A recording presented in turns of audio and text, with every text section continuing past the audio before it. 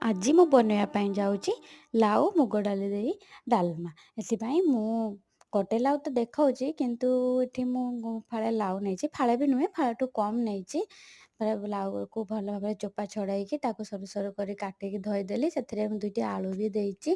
ତାପରେ ମୁଁ ଗୋଟେ କରେଇ ବସାଇ ସେଥିରେ ଧୋଇଥିବା ଲାଉ ଆଉ ଆଳୁକୁ ଦେଇଦେଲି। ତାପରେ ମୁଗ ଡାଲିକୁ ଧୋଇକି ଦେଇଦେଇଛି। ତାକୁ ସେଥିରେ ଲୁଣ ଆଉ ହଳଦୀ ପକାଇ ସିଝିବା ପାଇଁ ଛାଡ଼ିଦେଲି। ଏପଟେ ମୁଁ ଗୋଟେ ବିଲାତି, ଗୋଟେ ପିଆଜ ଆଉ କିଛି ରସୁଣ ଓ ଅଦାକୁ ଛେଚି ନେଇଛି। ତାପରେ ଦେଖିଲି ଯେ ଆମର ଲାଉ ଆଉ ଆଳୁ ଡାଲି ଭଲ ଭାବରେ ସିଝିଗଲାଣି, ଡାଲି ବି ଖୋଲି ଯାଇଛି। ତାପରେ ମୁଁ ତାକୁ ଛୁଙ୍କ ଦେବା ପାଇଁ ପ୍ରସ୍ତୁତ କଲି। ସେଥିରେ ମୁଁ କରେଇ ବସାଇ ସେଥିରେ କିଛି ସୋରିଷ ତେଲ ଦେଲି। ତେଲ ଗରମ ହେଇଗଲା ପରେ ମୁଁ କିଛି ପଞ୍ଚ ଫୁଟଣ ଆଉ କିଛି ଜିରା ଦେଇଛି।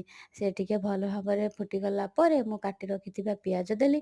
ପିଆଜ ଭଲ ଭାବରେ ସିଝି ହେଇଗଲା ପରେ ସେଥିରେ ମୁଁ ଛେଚି ରଖିଥିବା ରସୁଣ ଆଉ ଅଦାକୁ ଦେଇକି ଭଲ ଭାବରେ ଭାଜି ନେଲି। ତାପରେ ମୁଁ କାଟି ରଖିଥିବା ବିଲାତିକୁ ଦେଲି। ତାକୁ ସେଥିରେ ଟିକେ ଅଳ୍ପ ଲୁଣ ବି ଦେଇଛି ସିଝିବା ପାଇଁ। ତାପରେ ସେ ଭଲ ଭାବରେ ସିଝି ହେଇଗଲା ପରେ ସେଥିରେ ମୁଁ ଟିକେ ହଳଦୀ ଗୁଣ୍ଡ ଆଉ କିଛି ଲଙ୍କା ଗୁଣ୍ଡ ଦେଇଛି।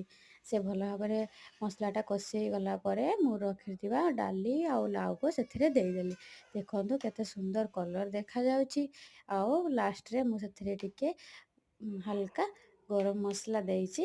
ଆଉ ଖାଇବା ପାଇଁ ବହୁତ ଭଲ ଲାଗୁଥିଲା। ଆପଣମାନେ ବି ଏମିତି ବନେଇ ଖାଉଥିବେ ମୁଁ ଜାଣିପାରୁଛି।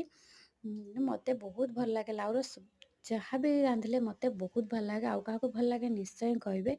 ଭିଡ଼ିଓଟି ଭଲ ଲାଗିଲେ ଲାଇକ୍ କରିବେ, କମେଣ୍ଟ କରିବେ, ସେୟାର କରିବେ ଆଉ ସବସ୍କ୍ରାଇବ୍ କରିବେ। ରହୁଛି। ଜୟ ଜଗନ୍ନାଥ।